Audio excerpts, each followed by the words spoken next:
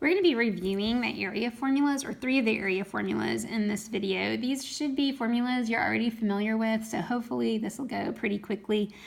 All these formulas are on your star chart, so again, they don't have to be necessarily memorized, but you do need to know to look for them. You need to know that they're different from each other, and you need to know where to look if in case you don't have them memorized. Okay, so the first type of shape we have, and that's really the most important thing to recall, is that based on the shape, okay, that's going to determine your formula. So when you have a parallelogram, and parallelograms include squares and rectangles, so when you have a parallelogram, then the area formula will be the base times the height, where the base, okay, and the height make a right angle. It's real important to remember that the height is always a right angle with the base. Okay, a lot of times they may give you more information than you need, right? And so they may give you the length of this side right here. That's not the height of this parallelogram. If you go to the doctor and they are trying to measure how tall you are, you don't lean over against the wall, you stand up straight. So the height always stands up straight. So you want to look for that when you're looking for height. In a triangle, it's very similar to the parallelogram, only it's 1/2 the base times the height. So again, the base and the height are always going to make that right angle. The height always needs to stand up straight. And with the triangle, what people forget always is the 1/2 part. So just make sure you're remembering that.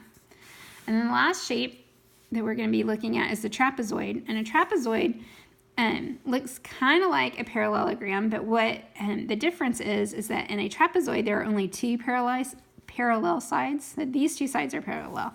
And the parallel sides are considered your bases. So that's the B1 and the base 2. Then you have I have a set of sides here that are not parallel. So if I extended these lines, I could see that they would intersect. They are not parallel. Whereas in a parallelogram over here, those sides are going to be parallel.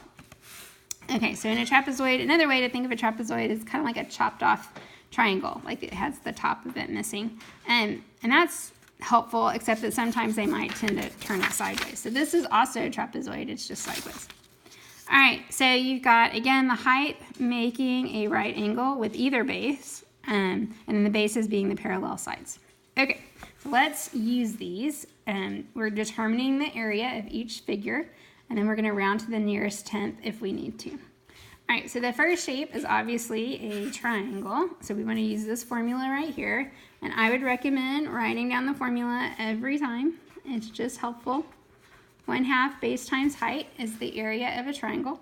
And so I want to do 1/2 the base. So when you're looking at this type of picture right here, you're going to have to figure out the base yourself. So you're looking from point to point. So from here to here to here to here. So if we count the number of spaces from point to point, that would be 1, 2, 3, 4, 5. So the base is 5 units long.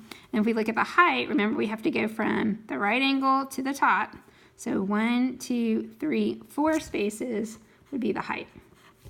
All right, and so then if I go ahead and finish this, now there are a couple ways to do this. Some people like to multiply first and then divide by 2.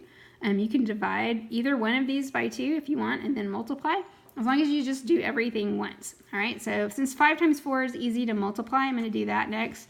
You get 1/2 times 20, and then remember 1/2 is just the same thing as dividing by 2. So half of 20, or 20 divided by 2, is just 10.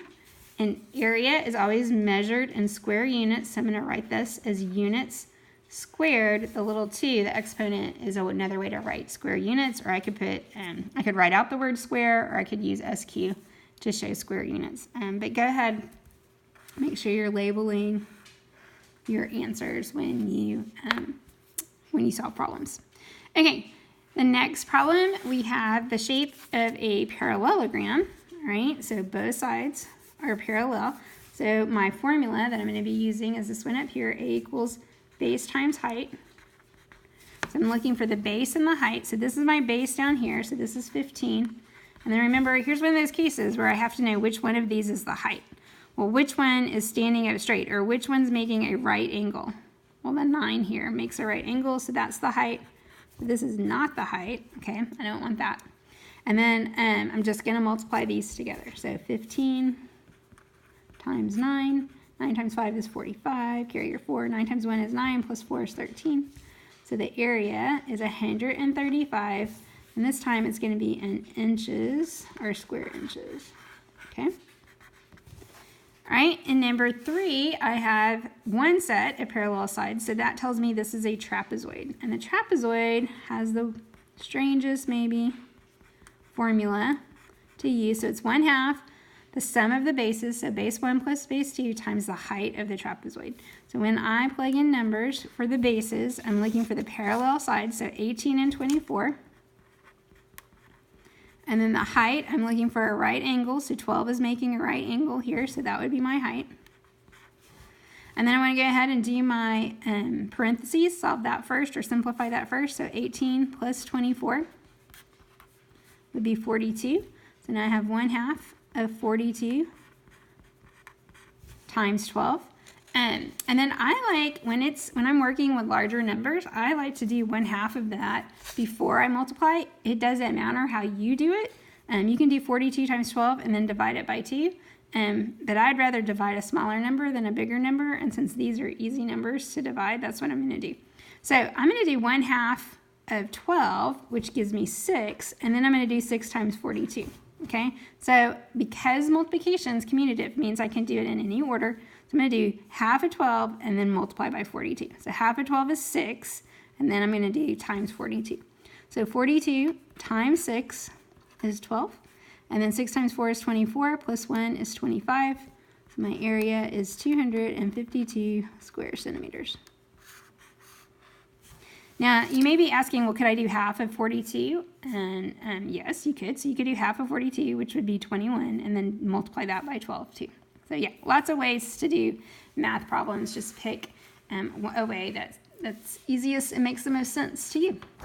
All right, in the next problem, it says determine the missing dimensions. So I'm not necessarily solving for area in these, but I will be using the area formulas to solve for the missing dimension. So number 4 says if a trapezoid has 4-inch and 8-inch bases and an area of 24 square inches, find the height of the trapezoid. So now I'm looking for height, not area, but I still need to start with the right formula because this is a trapezoid. I'm using this weird formula right here. So 1/2 times base 1 plus base 2 times the height. Okay, and then it tells me in my problem that I have 4-inch and 8-inch bases, so I'm going to replace. 1/2 will be always part of my problem, so I'm going to leave that there. So B1 plus B2, and it doesn't matter which is which. I'm just going to write them in the order I'm giving them. So 4 plus 8, and has an area of 24. Okay, so the area is 24 inches cubed. That's another clue that it's area and not height. So I don't know the h. The h is what I'm looking for, and then 24 is actually replacing the a in this formula. All right, so to solve this is like solving an equation. I'm going to simplify my parentheses first. So 4 plus 8 is 12. And then I have 1/2 of 12 times h. So I'm going to go ahead and simplify this again. 24 equals 6h. All right, and I'm almost done. I'm going to rewrite this. I have some room. Okay, and so now I'm going to solve for h. Cut that in half. Do the opposite or the inverse, which would be dividing by 6. So h is equal to 4, and this is going to be in inches. So my height is 4 inches. Okay? All right, and number 5, it says if a triangle has an area of 42 square meters and a height of 14 meters, find the length of the base. So again, I know the shape is a triangle, so that tells me to use a formula for a triangle, 1/2 base times height. It says my area is 42, so that is that the A, the B, or the H? Okay, so area 42 tells me that's the A. 1/2 is just always part of the problem. The height of 14 tells me 14 is the H, and I'm looking for the base. So I'm going to leave in the base, leave in the B, and then the height I'm going to replace with 14. Okay, so I need to simplify this side. So I can't do 1/2 of B, and I can't do B times 14, but I can do 1/2 of 14. Right, so I'm going to go ahead and do that. 1/2 of 14 is 7, leave the B, and then solve this by doing the inverse, divide by 7. So B is going to equal 6, and it's going to be in meters, 6 meters. right? In this last problem, it says if a parallelogram has an area of 36 square feet and a base of 9 feet, find the height of the parallelogram, right? So kind of important, parallelogram tells me the formula, base times height.